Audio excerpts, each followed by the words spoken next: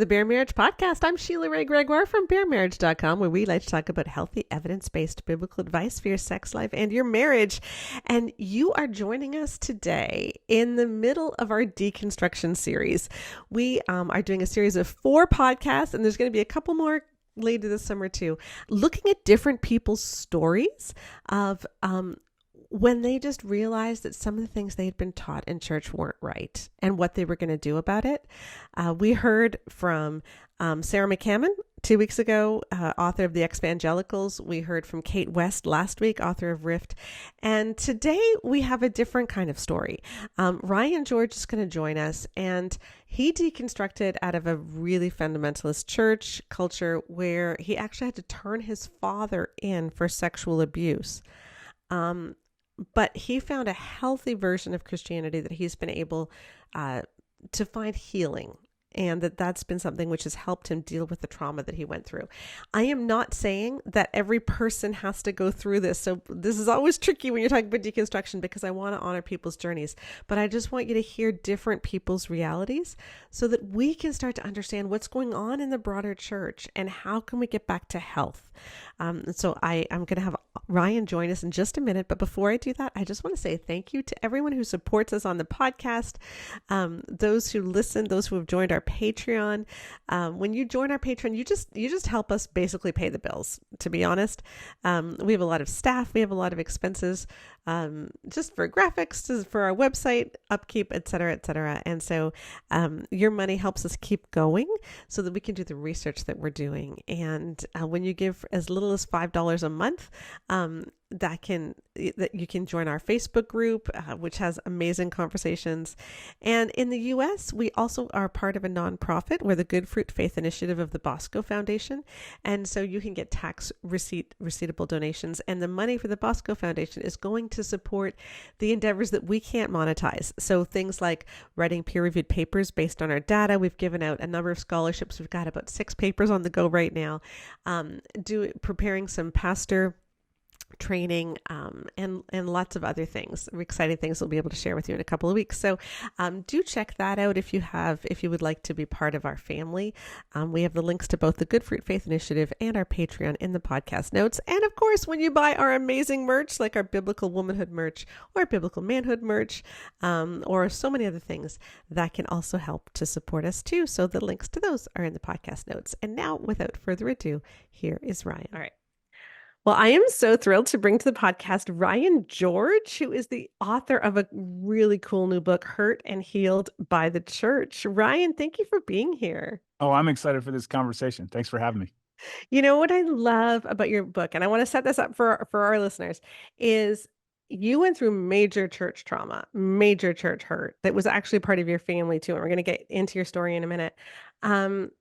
But you didn't lose sight of Jesus, because even while you were being taught all this toxic stuff growing up, they also taught you to read your Bible, and you got introduced to Jesus. And then you're realizing, hey, this isn't who Jesus is. And so, even though you went through a lot of hurt, you've also found the church can be a place of great healing. And I think that's a really profound story. I know that's not everyone's story, Right. but I pray that it would be more people's stories. And so I'm hoping that, by you sharing today, people can get some of that idea. So let's start with this. Can you just set the stage for us? Just tell me what your childhood was like in your family and in faith. Yeah, so I was born into a mixed religion family. My parents were of 2 different faiths, but 2 years later, they kind of made that moot, and they both joined a cult together that was neither of their faiths. And 2 years after that, I went to vacation Bible school at their church, and there was a live sheep there. I remember being so stoked, and they're like, "Does anyone want to give their life to Jesus?" And of course, I raised my hand, and I got baptized. And so for the next 20 years, I was part of a cult called the IFB, the Independent Fundamental Baptist. It's a sect within the Baptist faith that's authoritarian. Tons and tons of stories of abuses we'll probably get into, not just my family. But that was the water I swam in. That's all I knew. I went to IFB day schools. I went to IFB summer camps. I went to IFB college. I was taught that Jesus was angry at me. His dad was even more angry at me, and that whatever my local shaman, who in my case was my dad, but up until I was 7, it was different pastors. Then in college, it was any number of pastors. That whatever they say goes, because they know Jesus and they know God the Father better than I do. And so you Mhm. need to pipe down, you need to obey, you need to do whatever you're told. And so that was the faith system I grew up in. I married out of it. I married a missionary kid who went to my college because it was a safe space for her parents to drop her off. It was a inexpensive place to go to college, which was also great for missionaries. And when we got married, she's like, "This is not sustainable. The last 4 years of my life have been horrible." And I wanted to love her well, right? And so I said, Mhm. "All right, well, let's start looking at other churches." And it was a pattern. We went slightly outside the cult, and then a little bit more, and then finally the church we ended up in 18 years ago, I came every Sunday to prove it wrong because it was 180 degrees to what I grew up in. And they welcomed my questions and they said, "Have a seat. Let's talk about those." And over the last 2 decades, my faith and my relationship with Jesus has utterly changed. I fell in love with a winsome God who's been pursuing me my whole life.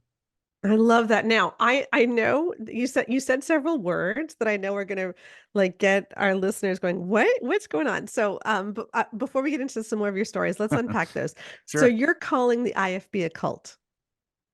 Yeah, I mean, if you watch documentaries like Shiny Happy People, which Mhm. describes my childhood really well, um, my parents were in what's called the Quiverful movement, which is what the Duggars were in, if you've seen that.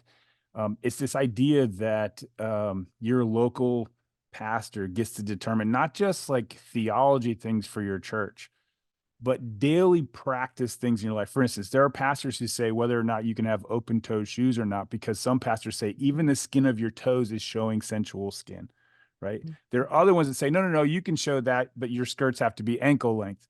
And other ones that Mhm. say, no, no, no, your skirts have to be knee length. And then my sister's church, she's still in the IFB. They're like, men aren't allowed to wear shorts because what's good for the women are good. So if we want them to wear ankle length dresses, then you can't wear shorts. So there's all these legalistic, it's not just you can't watch movies or you can't have a TV in your home, although that's part of the IFB movement. There's all kinds of things like you shouldn't have internet. Like you should like Mhm. you shouldn't be Mhm. connected. You shouldn't listen to anybody outside of your little ecosystem. Right, and that's not synonymous with the church or with Jesus at all. That is a distortion of No, Jesus' message, as you show very absolutely. clearly in your book. Um, and you also, this is a quote from your book, and you asked, "When was the last time you saw a convincingly joyful dictator?" IFB churches teach people that they need a shaman to truly know God. So that's Mhm. what you said, that your dad was a shaman. Explain what you mean by that. Yeah, so this is true from all kinds of religions. I remember when I hiked the Inca Trail, and one of the questions we had when we got there is like, why did they go down into the valleys to confront the Spaniards? Because they had the position up here. Like they had running water, they had aqueducts, they could grow their own food. They never had to come down. And as you know from any type of like war theory, the high ground position is the advantage position. And they're Mhm. like, well, what we think is that their shamans told them that it's good. They saw the reflection off the armor and saw light and thought there was something, and they came down into the valleys. And of course, they were massacred and brought into subjection. And so that's part of all kind. The Amish faith is this way. The Muslim faith is this way in its extreme forms, right? Mhm. Just as mine is the extreme version of Baptist theology of what I grew up in anyway. And you see this over and over again where they get to a place where one person or a small cadre of people get to Mhm. determine not just your theology but your practice. Some of them even have arranged marriages. Like I knew the woman my dad had picked for me if I'd have stayed in the faith. And so they they have this level of control that you just don't see at a healthy church or a healthy faith community, if you don't like the word church. Right. And how many siblings did you have growing up? I'm the oldest of six. I have five siblings. Okay. All right. So you're in this home, very dictatorial, and your dad was a pastor at an IFB church? Yes, man. First, an assistant pastor when I was like 7, and then he started his own congregation. I think when I was around 9 years old. Okay. And then when did you start to suspect that something was up with your dad? uh, that's a great question because the way it was framed to me was that I was the problem, not that my dad was the problem. Mhm. James Dobson told my dad that I was a strong-willed child, that they had to break my will, that they had, Like personally or just from reading that no, no, book? no, just from his material. Yeah, Okay. yeah, I yeah. was like, man, I didn't. Dude, no, if my dad knew James Dobson, well, so this is the funny thing. Like James Dobson was considered liberal. Jerry Falwell was considered liberal in my faith community. Like, Okay. imagine that. Like, if Jerry Falwell is your, Billy Graham was way liberal. Like, if you can Right. imagine thinking that, Hmm. um, but some of their materials, we were homeschooled, and I got to listen to Yeah. preaching every morning. And the last one was focused on the family after all the preachers. But yeah, so what I was told was, you're the problem. You're the reason that dad gets like this, because dad didn't get physical with my other siblings. There was a little bit of Hmm. verbal abuse, a lot of spiritual abuse, but I was the only one. My dad hung me. My dad used cold exposure discipline. My dad threw me, threatened to knock my teeth out, roughed me up really good. And then he would use scripture to say, well, in the Old Testament, it says if you disrespected your parents, you deserve to be publicly stoned. So this is actually a reprieve. And Right. he'd tell me all the time I'm going to hell, those kind of things. And so I'm really Jesus came sorry. to, Like, that's thank you. awful. Yeah, I feel bad because I've done so many of these interviews, and of course going through writing this book, that now I can say these things. I've logged Hmm. 250 hours of therapy. I can say these things, and I don't have the barbs that those words come with. And Right. I actually feel sorry for the people on the other end of the conversation, because, like, wait a second, your dad hung you?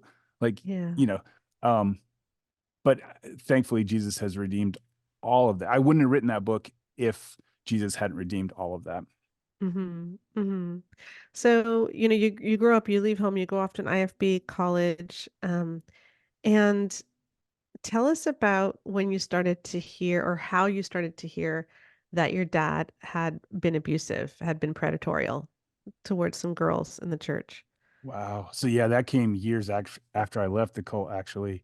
Hmm. So I've been married it's funny how your brain works with trauma. Like, you can remember certain details, but I couldn't even tell you what month of the year my dad called me and said that he'd had an affair with a college student. That's how he framed it.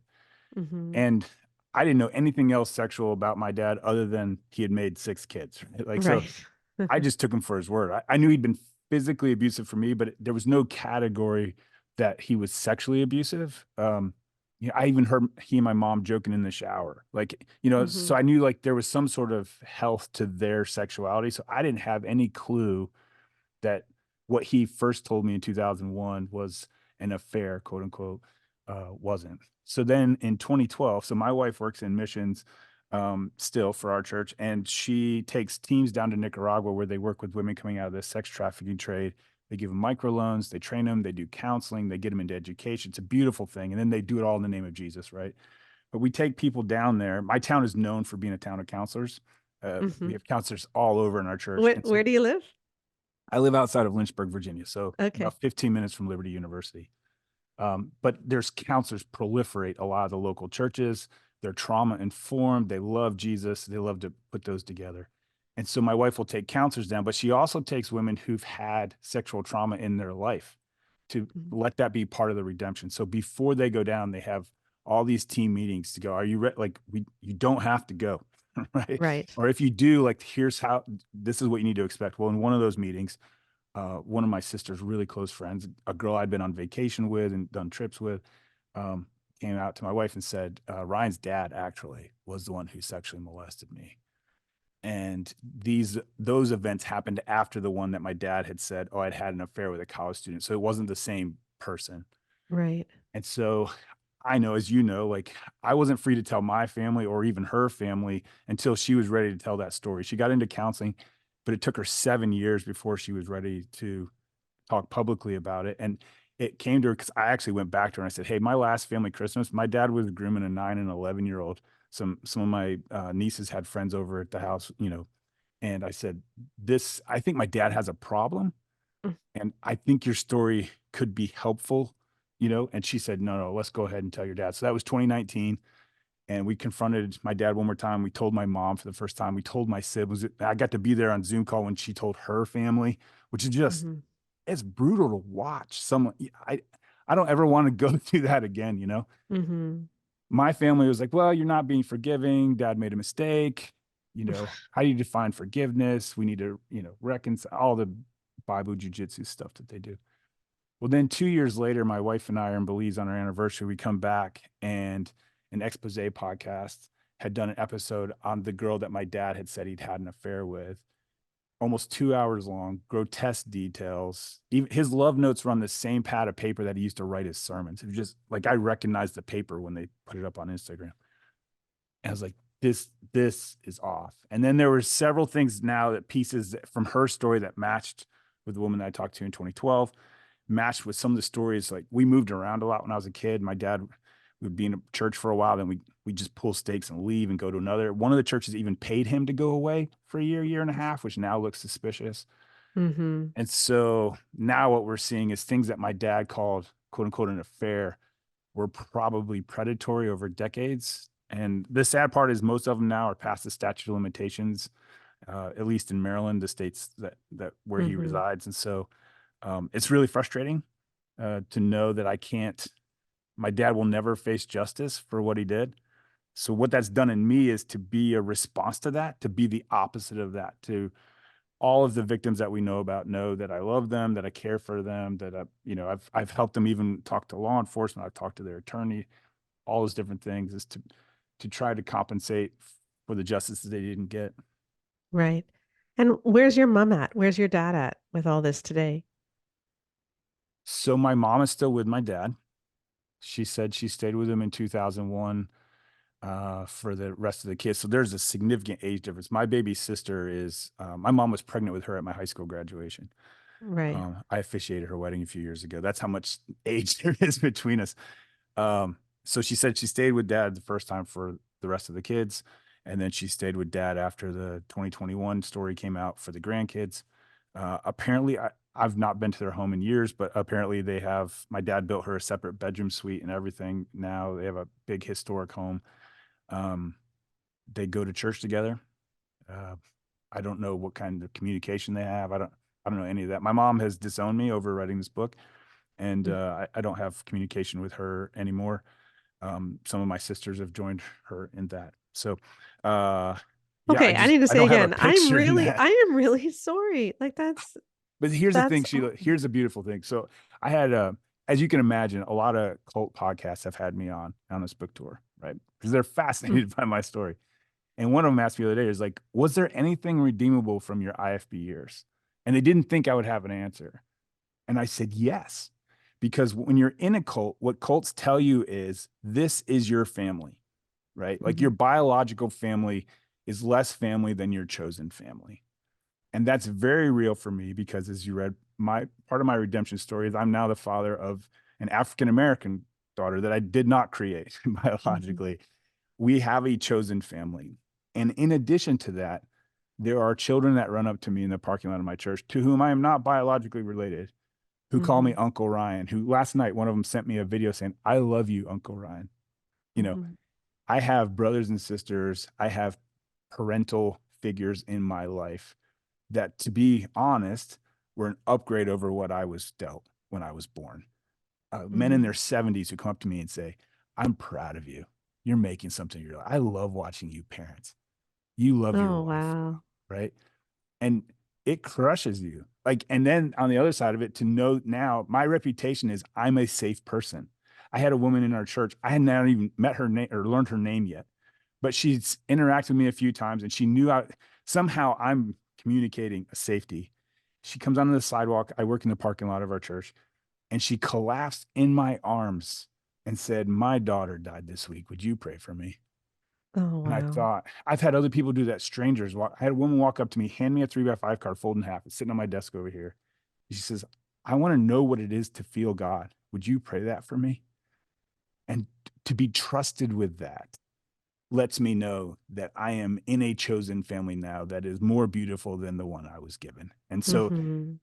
that gratitude makes, it's not that I never miss what I had. Like when I see a commercial and a dad is throwing a ball with her son or what, like there's hard moments for sure.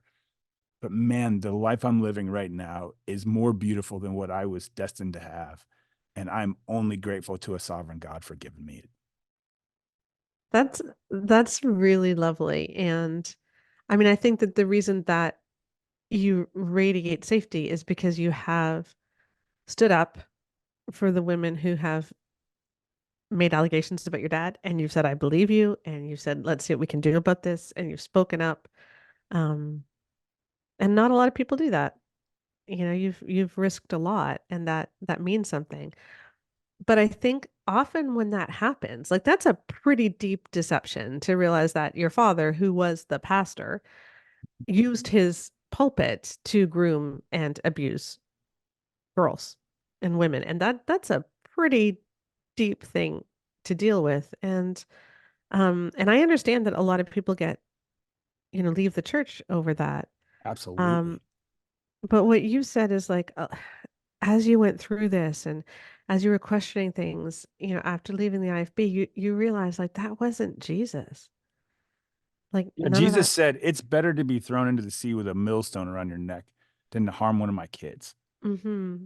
That's the real Jesus. And Jesus said, if you've seen me, you've seen my dad. So Yeah. that means his dad feels the same way. So viscerally, I mean, I get it. There are times I grind my teeth or my fists are tight and I have to, talk to my therapist or go out and pray or whatever, that I have to remind myself that Jesus is more upset at what my dad did than I am. Mm-hmm. Jesus's heart is, he remembered what Eden was like, right? He remembers, remember when they were naked and there was no shame. There was no, Mm-hmm. the word predator would never have happened, right? And Mm-hmm. I have to believe. And also he said, not only do you leave justice up to me, leave vengeance up to me. Mm-hmm. And I think so many times, not that I wish for my dad to be in hell or anything like that, but I think payback will be hell, figuratively Mm-hmm. speaking, right? That phrase that we hear in movies all the time. Go, man, I know that Jesus said he wants it to be on earth as it is in heaven. And what I dang sure know is there will be no molestation in heaven. There will Yeah. be no inappropriate anything in heaven. There will be no anger in heaven. There will be no shame in heaven. So if we are to bring heaven to earth, which is our call, right, to as Christians to make it on earth as in heaven, to be the opposite of that, so that when people look at my dad, they don't go, "Oh, that's what religion does." They look at my life and what my wife does.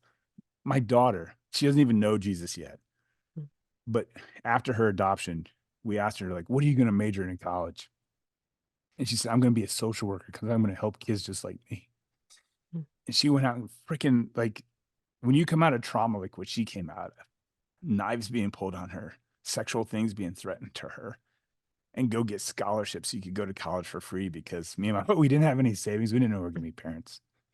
And even now, like we're like, where'd you go today, D? Like, you're not at your apartment. And she said, I had a friend in an abusive relationship and we had to go rescue her. It was a 3 hour drive each way to go. That rolls downhill too, right? Like trauma Mm-hmm. does. Abuse is generations deep in my family. My grandfather was beaten by his father with chains. Chains. Like my dad came by honestly, but Jesus, I can be a chain breaker. And now I Mm-hmm. have a legacy in a 5'2" African American girl who doesn't do Mm-hmm. the crazy things her dad does. And like, this is heaven coming to earth, and I get to be a part of it. And that Yeah. gets me stoked. That's why the relational costs and the financial cost to put this book out are worth it. I'm getting DMs from people who are like, you know my story. I feel seen. I feel heard. I'm going to give Jesus one more chance. Yeah. Man, it's worth all of that. Yeah. That's so great. What I really appreciated about your story too is how much you did change and grow over the years. Like it wasn't automatic, right? Like you started to question things and then you grew and you grew and you grew. And you said, one of the quotes from your book is, I regret thinking back to 2001 when you first heard about the college student. I regret that I thought a teenager could have been complicit in my dad's gross Mm, sin, right? So when you first hear about it, you just assume, okay, he had an affair, right? Like that was an affair. But then looking back, you're like, no, no, no, that was an abuse of power. mhm, But you didn't see that yet. And I think that's something that a lot of us can relate to. Like I remember, you know, I don't know, 15, 20 years ago, I was writing newspaper articles about um where I was saying, we need to stop seeing abuse of power. Women need to have agency. And if you choose to have an affair with someone who's in power, that's on you. Like I remember saying all that. Um, and then I realized, okay, I just didn't understand. And that was wrong. And I did harm by saying that. Um, And I really appreciate it, like with someone saying, no, I was wrong, and Mhm. I'm growing. And I think that's awesome.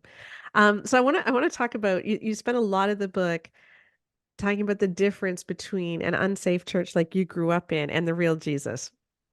I thought this was such a good part of the book. And you said this, unsafe churches ingrained in me a hierarchy of religion. And I want to actually read the hierarchy that you've got here. Oh no. Um, hold on a Which second. I one, the think it's male one or the female one? Because I I'm gave gonna you read two. them. I'll read the male. Well, okay, you know what? I'll read the female. The female one's fun. Okay, and but the point is that the unsafe churches are all about hierarchy and who has status, who has power, and everyone's always jockeying, to see where they are on this hierarchy. But there is definitely a hierarchy of who is liked the most. So here's the female one. So number one, I'll go from top to bottom: martyr, and then foreign missionary, and then wife of a man of God, and then IFB school or college teacher, and then church secretary, and then camp employee, and then Sunday school teacher, and then pianist or organist, and then homeschooling mom, nursery attendant, choir member, homemaker, all other church volunteers, nurse, anyone else who reads out of a KJV Bible, woman who works outside the home other than in ministries, and then the lost. So, you know, if you love Jesus, but you don't read out of a KJV Bible, you're in the lost there.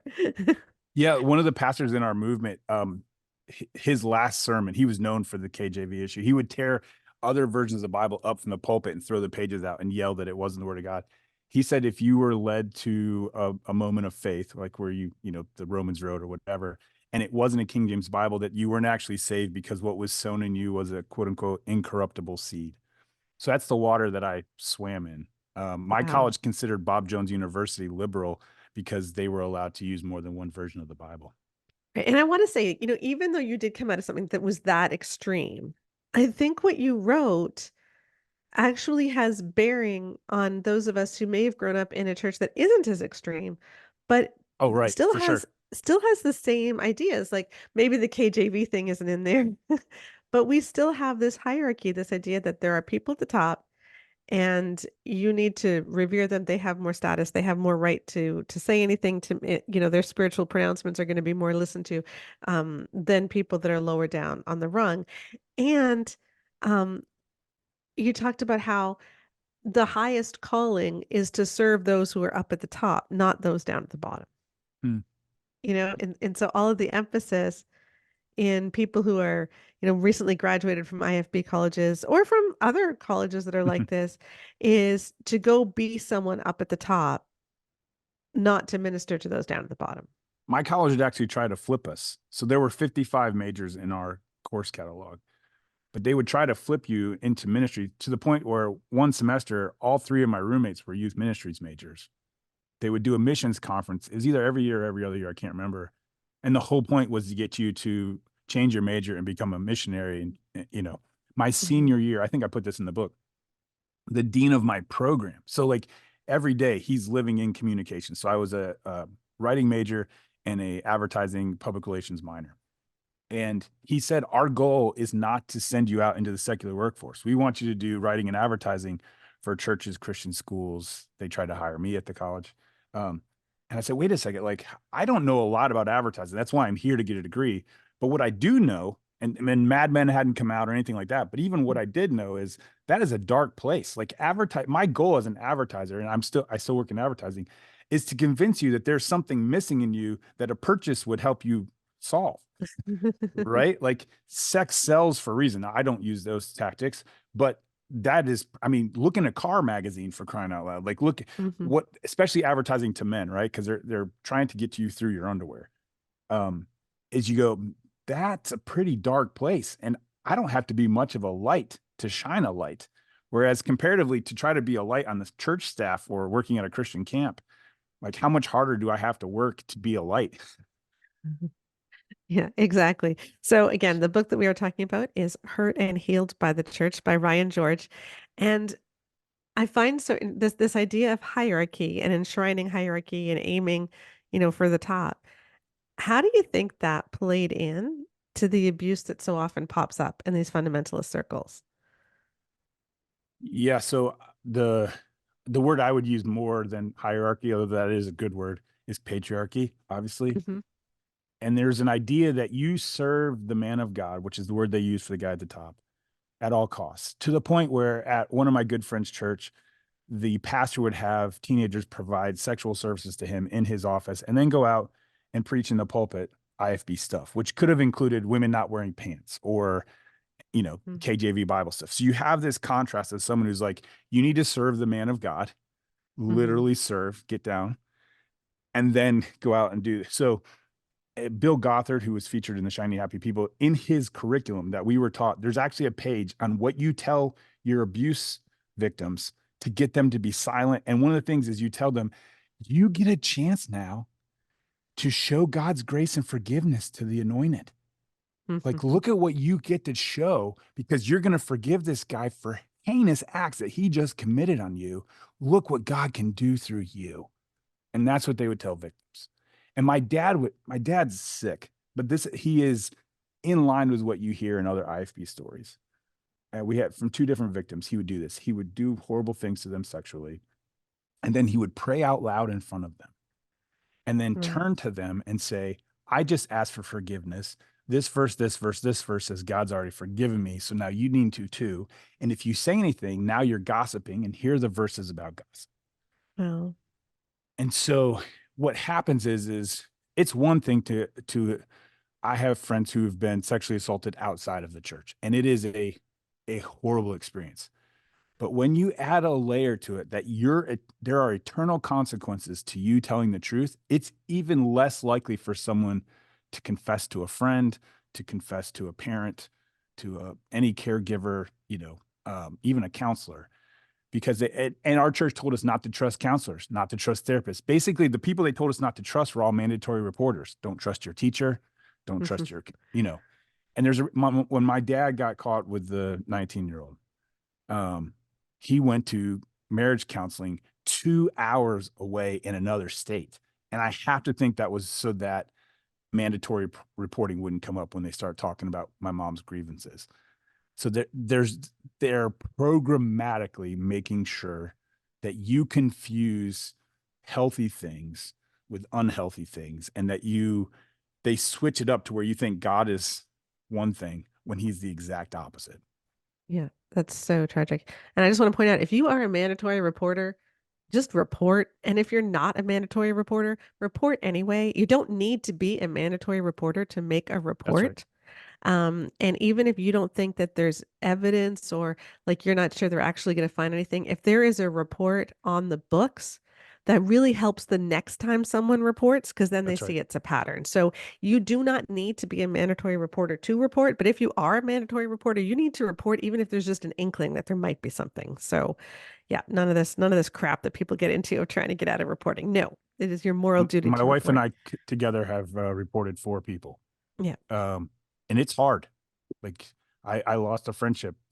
you know, I lost all kind. People go, well, why would you turn him in? Like he said he was sorry. What I was like, sorry doesn't cut it. Sorry Yeah. doesn't cut it for that victim.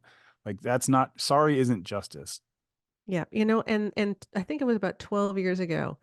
There was a family very similar to Shiny Happy People that I should have reported. And I'm not a mandatory reporter, and Keith didn't know about this, so I should have told him to. I didn't anyway. But I regret that so much. I regret Right. that so much, and I'm still involved a little bit with that family and trying to help them. But if I had reported then, I think it would have been easier today. So I regret that. And Mm-hmm. like let's report. You don't need to be able to prove it. Mm-hmm. It helps people later if there are reports on the book. So please, everybody listening, um, that story about how your dad treated those girls with Bible verses is so similar to Krista Brown's, who has been advocating um, for sex abuse reform in the Southern Baptist Church forever. So she was Mm-hmm. abused in a Southern Baptist church. So this isn't, again, this is not just IFB churches. This is really anywhere where the emphasis is on authority and, like you said, patriarchy, hierarchy.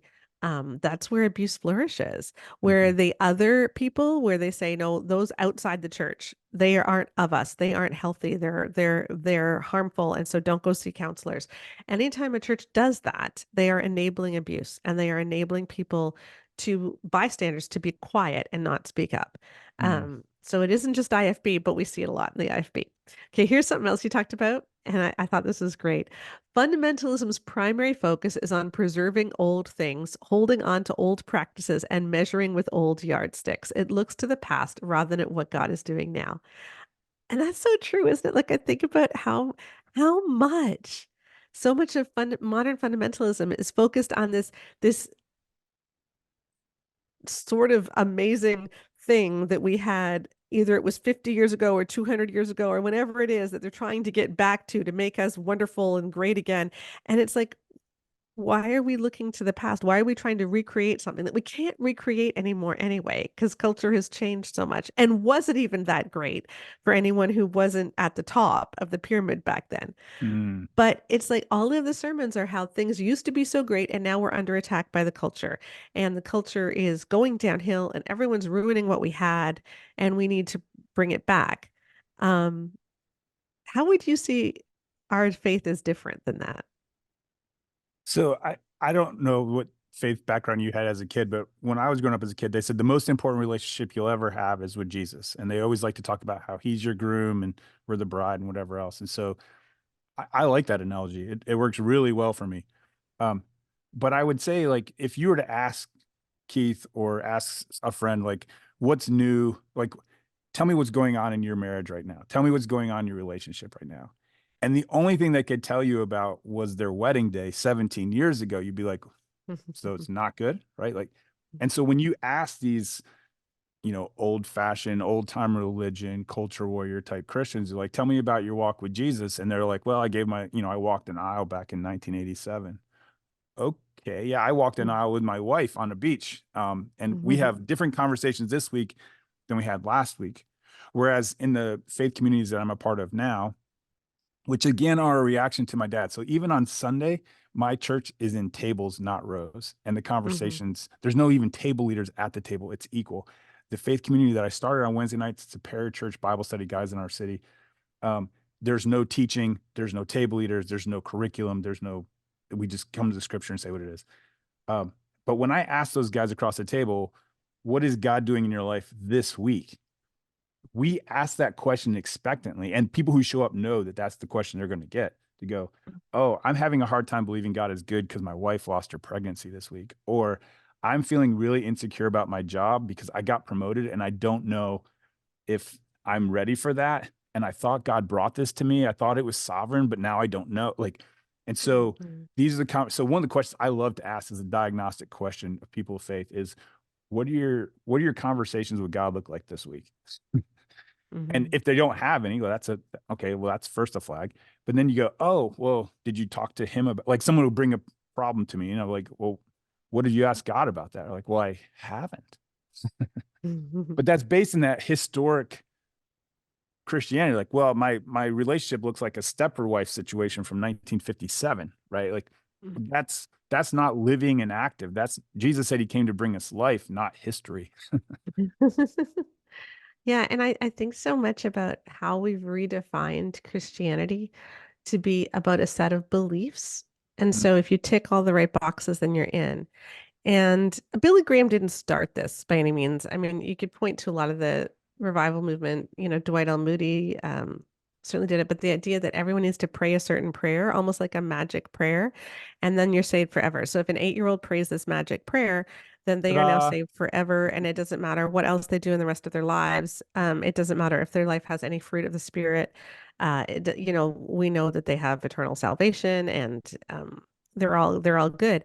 Um, and so the focus is on, as long as I believe and confess that Jesus is Lord, then I'm all set for life. And so it's all about belief and not about action. Mm. And while we are saved through faith, it's not that's not the point. The point is bringing the kingdom on earth. The point is living out Jesus and having this relationship where we are growing. Well, Um, even that word faith. So both the Old and the New Testament. So this isn't just like cherry picking verses. It's throughout. It says the just mhm, shall live by faith. Um, and we tend to think faith as belief, right? Like what you were saying. Do I believe the right things about Crystal Dawn George? Yes, I mhm. believe she's Kurt and Dawn's daughter. I believe she grew up in Bolivia. I believe she lives in Evington, Virginia with me. And this is your That wife for this is my context. wife. Yes, Sorry. Yeah, yeah. yes. But faith isn't certainty. In fact, faith is the opposite of certainty. And let me explain that. There's a great book out there called The Sin of Certainty. And the idea You is are the second person who has mentioned that book to me in like 3 days. I think I'm gonna have to read it now. anybody who goes to my Instagram will see. So I'm an adrenaline junkie, all 7 continents, both polar circles. I base jump off of mountains. I skydive. I do a thing called wing walking where I go out on the wings of a plane while it's doing aerobatic maneuvers. And one of the things I've learned, and I have adrenaline junkie pastors who race motorcycles, fly experimental aircraft, ice climb, whitewater paddle, etc. So I'm in a faith community that connects doing scary physical things with our faith. So we'll go do one of those crazy things and then we'll process that through a filter of faith. And so what I've learned is if I'm not scared, if I'm not worried, if I don't have any doubts, I don't have faith. So when I go down the wing of an airplane, I'm only scared if I think my harness isn't going to work, my parachute is not going to work, my pilot's going to do something stupid, right? It's going back to your roller coaster days when you were a kid. The first time you rode a roller coaster, you were holding on white knuckles for dear life. Like, oh my gosh. By the fifth, sixth, seventh time you rode that coaster, you weren't, even though your body was doing the same thing, because your certainty has taken over and said, this ends well. I am safe, even though my Mhm, body is feeling acceleration, right? And so what happens is if you get to a place in your faith, like what I grew up in, where you're just going to stick with the thing that feels safe, you're never going to know the exhilaration that comes on the other end. Because in reverse proportion, I'm scared, I get dopamine, epinephrine, all the other body reward chemicals. I remember the first time I went bungee jumping down in New Zealand, I jumped from, I don't know, 440 feet or something like that. And the guy asked me, he's like, how you doing, mate? And I said, well, I'm scared. Like, I've never done this before. He's like, good for you. He said, you're going to get something when you jump out of here. I don't, because I do this every day. And mhm, so, what I've learned in my faith, if the just shall live by faith, and that's the command, again, Old and New Testament, then we have to be constantly putting ourselves in places where, from a faith perspective, we're unsure, we're scared, we're worried, right? That's the only way we can experience. And then at the end, we know what it feels like when Jesus shows up and has this presence, or we feel this sovereign moment. I was asked by a non-believer the other day, and they said, what does that reward feel like? And I said, I don't know. The best way I can explain it is being at the right place at the right time in human history, not just this year, but like right now. And I'll give you an example of that. So, the year that we confronted my dad, the year that my daughter came to live with us, the year that I was trying to figure out, is God a good dad? I was in Portland writing my previous book, and a stranger walks up to me and she says, I have a word from the Lord for you. I was like, okay, we'll see where mhm, this goes. And she says, your word for 2019 is father. And I could have told her, I mhm, was like, ma'am, I just had all 3 versions of a vasectomy to make sure I wouldn't become a dad because I was afraid of being my dad. But I just, patted her on the head virtually and walked away. But that lady knew. And at the end of the year, when we confronted my dad, and I looked back and I went, holy moly, I was in this burger joint in Portland at the time when this woman who got this call to come to me, it had to be a weird assignment from her. She doesn't know that this worked out. She doesn't know who I am. She, right? One of my friends met Jesus. He was at our local grocery store and he didn't have enough money to buy the batteries in his hands. And he could have pulled out a company credit card, but he didn't want to fill out all the paperwork and submit it, all that kind of stuff. Some stranger walks from the front door of the grocery store, puts the amount of change he needs on the belt and says, Jesus told me to give you this. And he walked away. mhm, That is faith. That guy doesn't know that John met Jesus and now he's adopted his foster child and he's bringing heaven to earth in beautiful ways, all because he took an assignment that for me is scarier than going out on the wings of an airplane.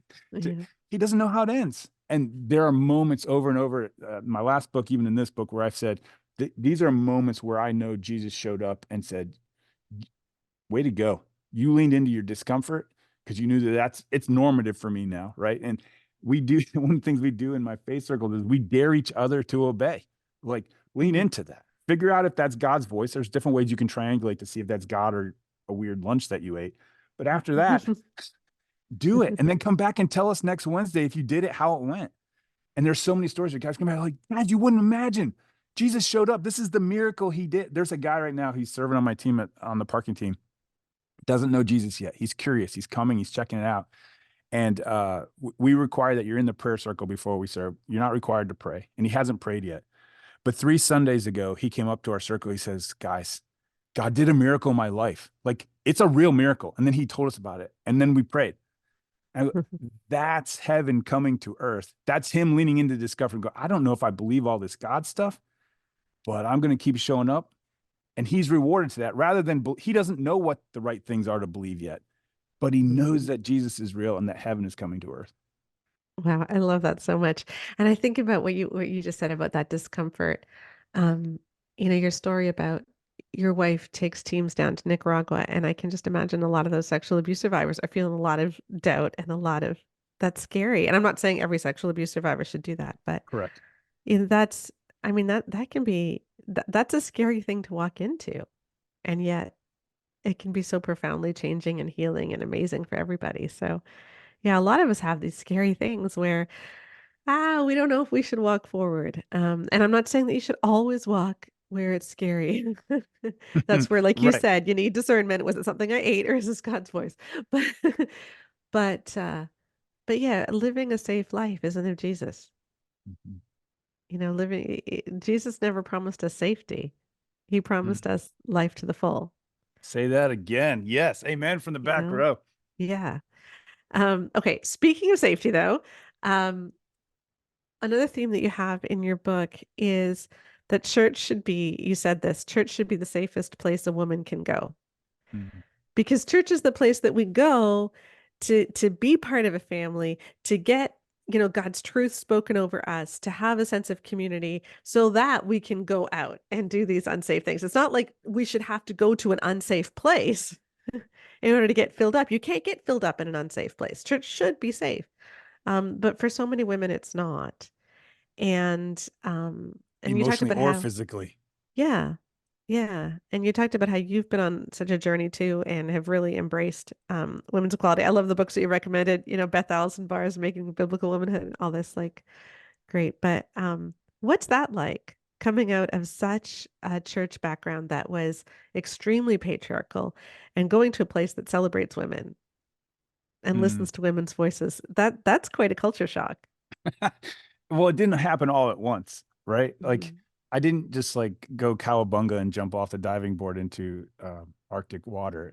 It was a slow process. It was reading books, right? It was talking to my wife. Um, it's so interesting. Um, you do a lot of conversations about sexuality, and there's a big thing in guys that you want your wife to be happy at the end of the process, right?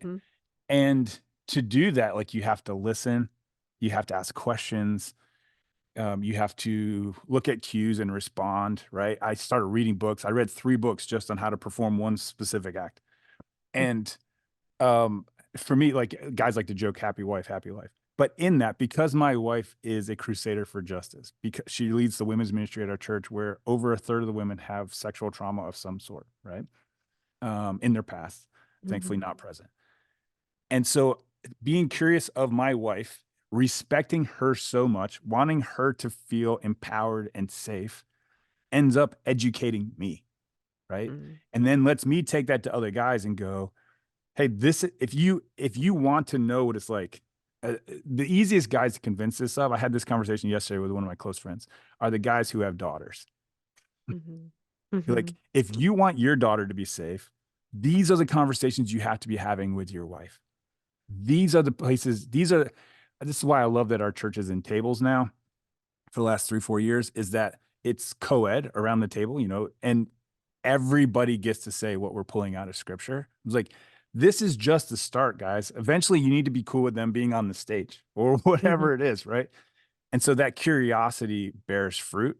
And people look at me and say, oh, here's a guy who was afraid to be a dad. His wife brings home, I was on a helicopter expedition. I was stand-up paddleboarding in British Columbia up in the mountains. And I get back to civilization, and my wife says, oh, by the way, we have a young lady living with us. Long story short, she becomes our daughter. My wife invited me onto the greatest adventure of my life. I've surfed in the Arctic. I've jumped off of all kinds of things. The greatest adventure of my life is learning how to be a dad and care for a woman who grew up in a traumatic background, right? And when people see that change in me, it becomes contagious.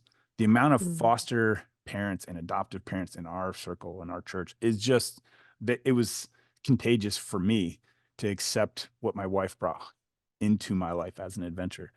And man, again, the reward goes when I did the hard thing, when I said yes to being a dad, when I said yes to letting my wife speak hard truths into my life, the reward is amazing. And what I try to tell, it's like when you try to convince a 7-year-old boy, someday you're going to like to kiss a girl, and you just can't. I'm saying to these guys, I'm like, guys, let me tell you, if you empower your wife and treat her as an equal and listen to her voice and let her confront the dark shadows in your life, let me tell you, it is so good. It is so good. Mhm. I love that. Yes, you can come back every week and say that. And I think that goes both ways too. We all need to confront the dark shadows in our own lives. So, yeah, we need a marriage where we feel free to do that with each other because that is how you grow. I love that. But the fact, in a lot of fundamentalist churches, and again, I'm using fundamentals not just to refer to the IFB, but any church that sets it up as authority, hierarchy, um, that prescribes all these extra biblical rules, is that often there's so much othering in that church, Yes. right? So anyone other than our nationality is somehow suspect or bad. Anyone other than our race is suspect or bad. Anyone other than, males are suspect or bad. And so it's like all of these different groups are framed as something other so that we can feel, safe or superior or whatever the word is. And so a lot of churches become really unsafe places for people, of different ethnic religions, ethnicities, different backgrounds, and certainly for women. But I think one of the results of all the othering is that because it's supposed to preserve your own power, then anger often accompanies it because Mm-hmm. anything that makes me feel like I am not the one at the top of the totem pole is going to cause me to be really angry because I feel entitled to be the one at the top of this totem pole. Um, and I think anger is a really big emotion at so many of these churches. I remember we used to listen to Christian radio a lot in our town when it first came here. And when so you'd switch on the radio, and my husband used to just get so nuts about James McDonald because he couldn't Oh stand man. listening to the guy because James McDonald was constantly yelling at people. Like his whole like he would say, "Don't you know that God loves you?" Like he was like so angry. Like he'd even be saying something good, but he'd be angry about it. Or he'd sound angry about it. Um, So it was no surprise when everything came out about him to yeah, me. exactly. Or Mark Driscoll. When Christianity Today did the Mars Hill podcast, I heard my dad and Mark Driscoll. They don't have the same Mhm. voice, but all of that is small man syndrome, right? There's not enough filling their underwear. I don't know what it is for them. Like they have to compensate. And anger is a secondary emotion, right? Counselors tell us Mhm. that. It's when we're embarrassed, when we're insecure, when there's injustice, whatever it is. And so sometimes that anger is performative. In the faith that I grew up, there's actually discussions of how to make yourself angry before you go on to stage because they thought it was a performance enhancer. I mean, we saw that like Michael Jordan or Kobe Bryant would read horrible articles about themselves right before they go out and they would drop 40 on somebody. So anger can be a performance enhancer, but yeah, it is definitely not healthy. And it's not Jesus. One of the lines in my book is, have you ever thought that there will be no anger in heaven? Yeah, yeah. And what's it like growing up in a church culture where pastors are always angry? Like, what does that teach you about God?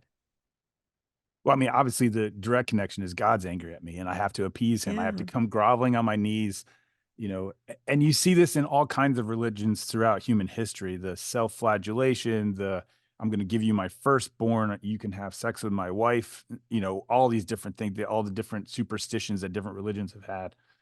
Um, it's just packaged differently in the IFB movement and other legalistic movements. But it does seem like that, doesn't it? Like God is someone that we need to appease. It's almost like we've recreated, Molech or something where we're willing to sacrifice our kids' well-being, our own well-being in order to get God to like us. I often used to explain it like I would see God as a magazine cover, where there's always seven more things you could do so you're not so lazy, or five more things five more things you could do so you're just better, because you need to I would see improve. King Triton from The Little Mermaid when he got Yeah. angry at the end of Ursula. I was like, that's now my God didn't have those pecs, but Mhm. yeah, it was he is a Greek god. He is waiting to shower thunder and lightning. Um, Mhm. because that's what my dad was like. When my dad would finish physically beating me up or whatever, and he'd leave the room, the best way I could describe it is like right after a lightning storm goes through. Like there's still a little bit of electricity in the air and nothing's gonna spark. But you're like, what just happened? Like I Right. remember one time I climbed out onto the roof of our house. My bedroom window went out on the roof, and I just sat there waiting till my sister got home from work. I was like, hey, can you bring me a ladder? Like I can't stay here. Like my hands were shaking, you know? And so, yeah, it makes sense that that would be the view I'd have of God. And so what had to change was when I looked at Jesus's actual life, his biographers in the gospels said everybody was attracted to him, the rich and the Mhm. poor, the whole and the sick, the religious and non-religious, the Roman hardcore people, not even in his own posse, right? In the disciples, he had a Zionist and he had a pacifist and he had someone who came out of serving the Roman government as a traitor. All of those were in Yes. his group. Nicodemus came to him at night. He's like, hey, I'm not allowed to say this in the daytime, but I think you're the real deal. Like, can I ask you some questions? Everybody was drawn to him, felt safe to him. Women felt safe at his feet. That was culturally inappropriate to even sit there. And they're Mhm. like, I feel like he's going to be a safe place, even to cry on his skin. I can't imagine how culturally inappropriate that was in front of Pharisees who could have done any number of things to that woman. I love that. Um, when I think back to how I felt about God, even 10, 15 years ago, I didn't grow up in this angry culture in church. I really didn't. I was encouraged that Jesus loved me, Mm, read your Bible. I really walked with Jesus. I could tell him anything. But mm, even so, I still felt like God's attitude towards me was, Sheila, you know that I love you. I love mm, you desperately.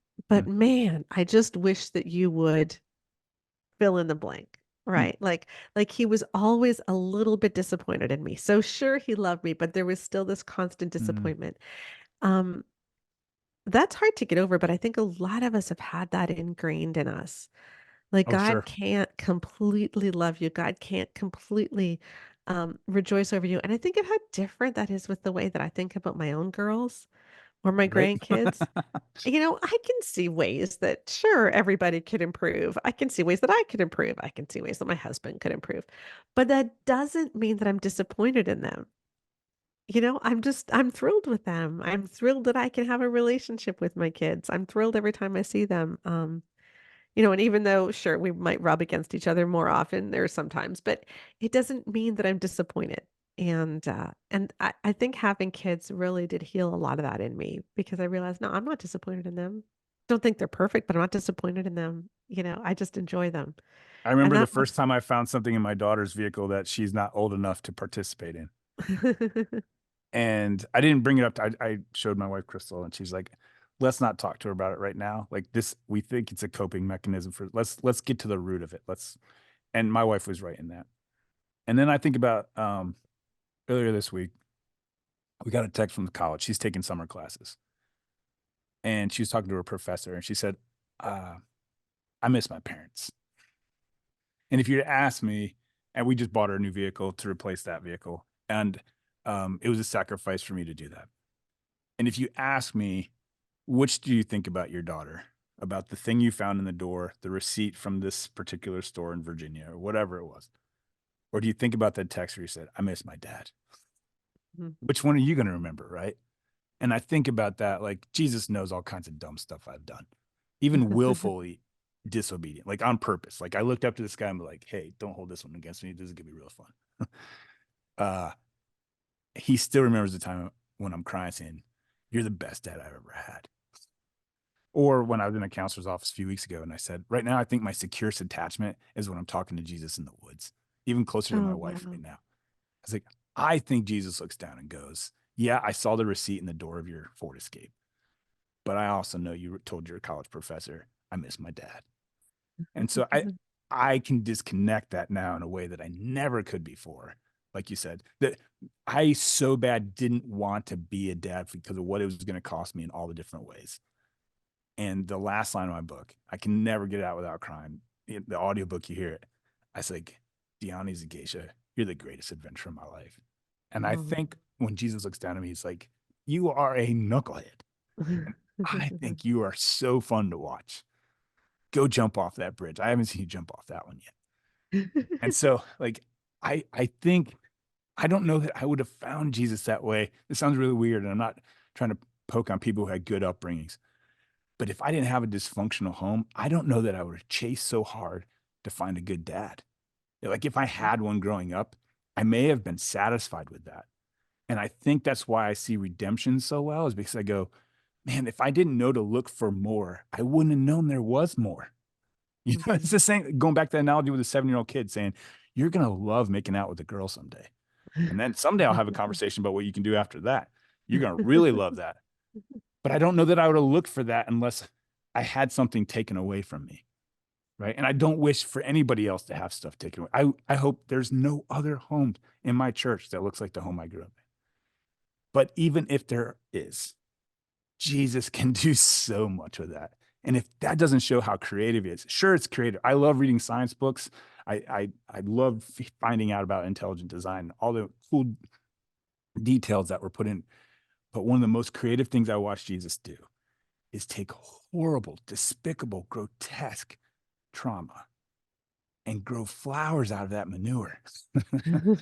And that's why I wrote this book. I've got over $60,000 into this book. That's a lot of money. I've got thousands of hours. I lost relationships with my family, and I'm here to tell anybody who's listening or watching, it's worth it for what Jesus can do with your story. So tell it. Somebody's going to believe you. Keep telling it until somebody believes you. I love that. I love that. As we're wrapping up, I want to share this one quote because I think it kind of sums up your book. You said this: people leave IFB churches for the same reason they leave funeral homes. After catching up with friends and relatives, they want to go back to the land of the living. Um, and that's what you've done in this book is you've showed how you left fundamentalism in order to find the land of the living. Mm. Um, my daughter Rebecca always jokes that her Sunday school teachers taught her too well, and they didn't realize what would happen from teaching her this well because they taught her to read her Bible and they taught her that Jesus Mm. loves her. And then she did that. Mm. And then when the church was teaching stuff that didn't match up, she's like, okay, I believed you. I took you at your word. I got to know Jesus, and now I don't Checkmate. believe you anymore. Um, and so I know a lot of people are going through a lot of trauma from church. And I don't know how you're all going to resolve that. I think everybody it's different for a lot of people, but I love your story because Mm. it's so much my story too. Mm. Um, is that yeah, you were hurt, but Jesus is so much bigger than that. Mm. And Jesus is not what you were taught he was. Mm. And religion is not what you were taught he was. Mm. It was. And Jesus is angry too at Mm. that. But he delights in you and he wants to do a new thing and he wants you to find true community. And I really appreciate you writing this, Ryan. And Thank you for I saying that. know that it had a big cost. But I really appreciate you writing and saying that you've been through church trauma, really big church trauma. Um, but it was also in community with people who truly loved Jesus that you found healing. And Mm. I love that. So thank Mm. you for that. Oh, thanks for saying that. Yeah. So where can tell us where people can find you and your book and everything. Yeah, so on most social media platforms, I'm at Ryplane. That's at RYPLANE. You can get the audio, Kindle, or print editions of my book through all kinds of sources. But if you just want to see a list, it's at booksbyryan.com. Okay, and I will leave those links in the podcast notes so you can find them. I need to tell you one more thing before we go. I am in the same club as you. I've also been to all seven continents. Way to So go. All right. yeah, yeah. Although I have not been to either actual pole, Yeah, I but have not been to the poles. I've been to the circles. okay. I was in the Arctic Circle 2 weeks ago. We That's were awesome. we were at the top of Norway and Oh, where the whereabouts? Were you in Lofoten or? no, we were at, oh gosh, Harstad. Is that the one at the top? I don't remember what the names of all the ports were. No, Yeah, anyway, but up in the top there. Yeah, it yeah. was at the very top My where favorite part of that area of Norway is called the Lofoten Islands. It's an Uh-huh. archipelago of like 18 islands. It is white sand beaches. The surfing and snorkeling is amazing. It's cold. You got to wear a wetsuit, but oh Yeah. man, it is absolutely gorgeous. Yeah, it really is cool because we were there and the sun was up and it's not going to set again until July 21st. So, Right. you know, it's Or the kind of weird. opposite is true. So I went to the Arctic Circle of Finland last year to do survival training where we had to build like snow shelters and stuff like that. And then I got to test drive electric snowmobiles. So they're still beta testing electric snowmobiles. And of course, the Arctic's a great place to test them. And I remember our snowmobile guide, she pulled over and you could see she was emotional on her face. We're like, what's up? She's like, this is the first time I've seen the sun since November. Oh, wow. And so the opposite is also true. Like there's Yeah. this like, Yeah. oh wow. And she's not a believer that I could tell, but there was worship all over her face. And again, go just to what I just said. That darkness made her appreciate the light. Yeah. Right. Like there are other I didn't stop like that and look at the sun. To me, it was no different than any other sunny day. And for her, she was like, oh, and you could she just like relaxed on the seat of her snowmobile and just sat there looking at it. And that's what we need to be. Like we need to be Yeah. pointing out to people, look, look, look, the sun is out. I love it. That's a great place to end. So I'll put the links to your book, Hurt and Healed by the Church by Ryan George, and where the people can find you in the podcast notes. So thank you, Ryan. I really appreciate it. Oh, thanks for having me. So glad he could join us. And his book, again, makes it a great read in the summer. If you just want to see how God can turn your trauma into something amazing and how it's okay to question the stuff that we were taught and what it's like to realize that a lot of the stuff you were taught actually enabled abuse and enabled your father, your own father, to get away with abuse. So, good book. Helps really encourage some deep thinking and deciding where you want to go from here. So you can get Hurt and Healed by the Church in the podcast notes.